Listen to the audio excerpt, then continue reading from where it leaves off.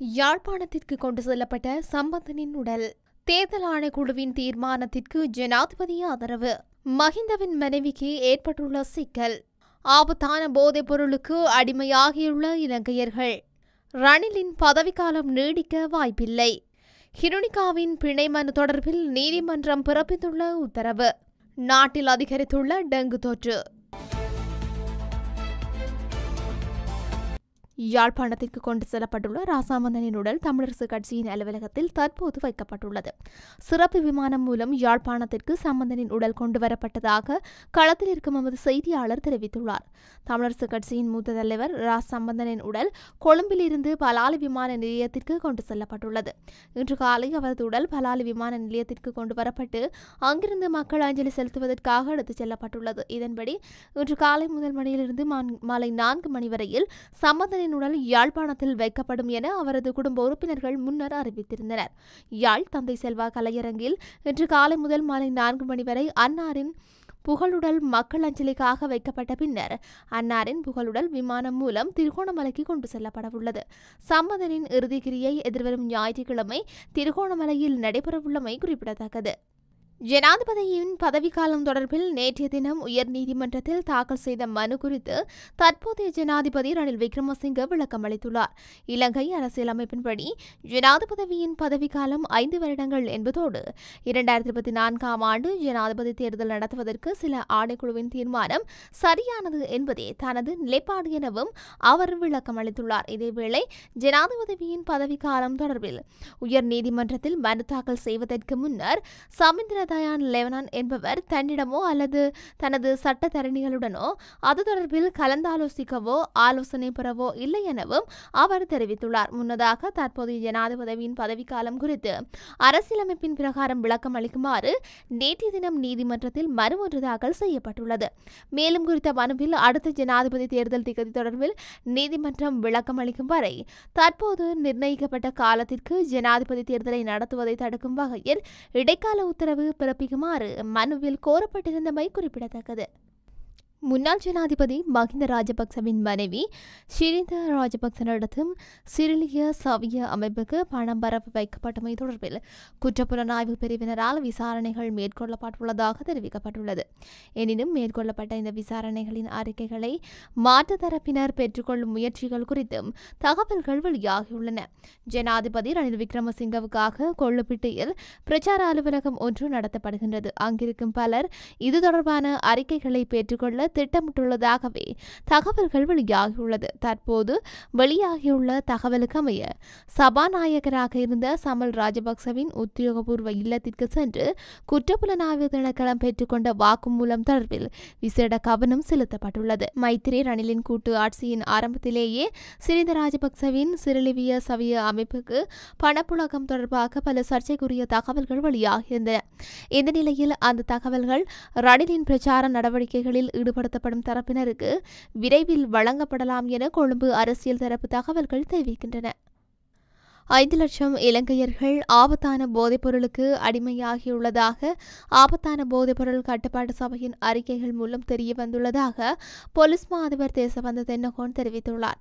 யுக்திய நடவடிக்கையின் 2ஆம் கட்டம் குறித்து ஊடக நிறுவனங்களின் தலைவர்கள் மற்றும் ஊடகவியலாளர்களுக்கு அறிவிக்கும் கூட்டத்தில் கலந்து கொண்ட போதே பொலிஸ் மா அதிபர் மேற்கொண்டவாறு குறிப்பிட்டுள்ளார்.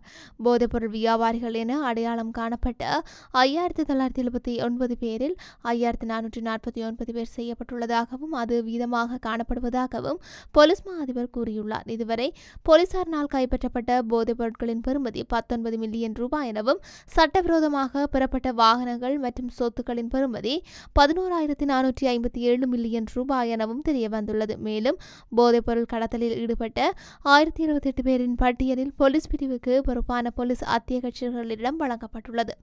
இதற்கமைய இவர்களை கைது செய்ய போலீஸ் மற்றும் விசேட அதிரடி படையினருக்கு மேலதிகமாக இராணுவத்தினரும் இணக்கப்பட்டுள்ளதாக கூறப்பட்டுள்ளது.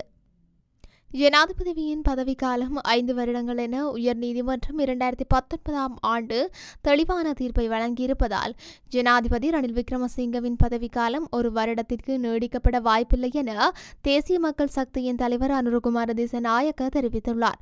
எனினும் ஜனாதிபதி தேர்தல் தொடர்பில் மக்கள் மத்தியில் குழப்பத்தை ஏற்படுத்த ஜனாதிபதியும் அவரது குழுவினரும் முயற்சித்து வருவதாக அவர் குற்றம் சுமத்தியுள்ளார். 2019ஆம் ஆண்டு அப்போதைய ஜனாதிபதி மைத்ரிபால ஸ்ரீசேன ஜனாதிபதியின் பதவிக்காலத்தை உயர்நீதிமன்றத்தால் தீர்மானிக்க கோரிய போது உயர்நீதிமன்றம் தெளிவான தீர்ப்பை வழங்கியது. இதன்படி அரசியலமைப்பின் 19வது திருத்தத்தின்படி ஜனாதிபதியின் பதவிக்காலம் 5 ஆண்டுகளுக்கு மட்டுப்படுத்தப்பட்டுள்ளது என்று அனுரகுமார தெரிவித்துள்ளார். இந்த நிலையில் ஜனாதிபதி மற்றும் அவரது குழுவின் சதிகள் அல்லது தந்திரோபாயங்களை தேசிய மக்கள் சக்தி தோற்கடிக்கும் என்று அவர் கூறியுள்ளார். ரணில் விக்ரமசிங்கவின் சதிகளை தோற்கடிப்பது மட்டுமன்றி ரணிலை ஒட்டுமொத்தமாக தோற்கடிப்போம் என அனுரகுமார குறிப்பிட்டுள்ளார். எனவே அரசாங்கத்தினால் ஏற்பட்டுள்ள குழப்பங்களுக்கு மக்கள் அடிபணிந்துவிடக்கூடாது எனவும் அனுரகுமார திசாநாயக்க தெரிவித்துள்ளார்.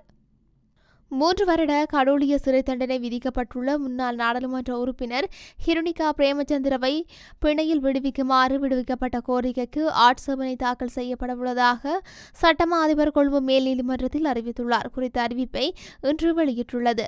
இந்த பிணை கோரிக்கை இன்று கொழும்பு மேல் நீதிமன்ற நீதிபதி அமல் ரணராஜா முன்னிலையில் பரிசீலிக்கப்பட்டது. அங்கு குறித்த கோரிக்கை தொடர்பில் ஆட்சேபனைகளை சமர்ப்பிக்க சட்டமா அதிபர் எதிர்பார்ப்பதாக தெரிவித்த அரசாங்க சட்டத்தரணி எழுத்து மூலம் ஆட்சேபனைகளை தாக்கல் செய்வதனை ஒத்திவைக்குமாறு கோரினார். இதன்படி சட்டமா அதிபருக்கு ஆட்சேபனைகளை சமர்ப்பிக்க அனுமதி உயர்நீதிமன்ற நீதிபதி பிணை கோரிக்கையை எதிர்வரும் 11ஆம் தேதி மீண்டும் விசாரணைக்கு எடுத்துக் கொள்ளுமாறு உத்தரவிட்டுள்ளார்.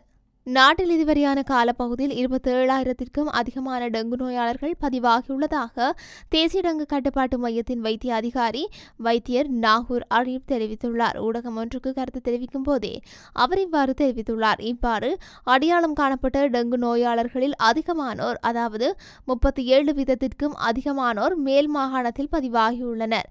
இதற்கு அடுத்தபடியாக வட மாகாணத்திலும் சப்ரகமுவ மாகாணத்திலும் பதிவாகியுள்ளதாக குறிப்பிடப்பட்டுள்ளது. தற்போது நிலவிக் கொண்டிருக்கும் காலநிலையும் டெங்கு நோயாளர்கள் அதிகம் பதிவாவதற்கான முதற்காரணியாக உள்ளது. இந்த நிலையில் கடந்த வருடத்தின் இதே காலப்பகுதியுடன் ஒப்பிடுகையில் கணிசமான அளவு குறைந்துள்ளது. எனினும் மக்கள் மிகவும் அவதானத்துடன் இல்லாத பட்சத்தில் அயாக்கிரதையாக இருப்பார்களானால் திடீரென்று சிற்சில பகுதிகளில் நுழம்புகளின் பரம்பலின் அடிப்படையில் டெங்கு தொற்று சடதியாக அதிகரிக்கும் என்று வைத்தியர் எச்சரித்துள்ளார்.